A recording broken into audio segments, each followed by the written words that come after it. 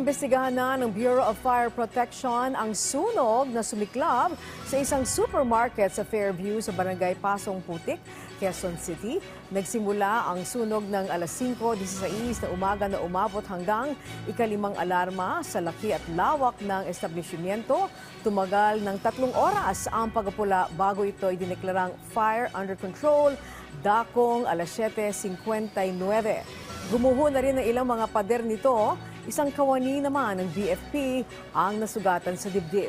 Pasado alas 10 na ideklara itong fire out. Inaalam pa rin hanggang sa kasalukuyan ang sanhi ng sunog at halaga ng pinsala ng naturang insidente.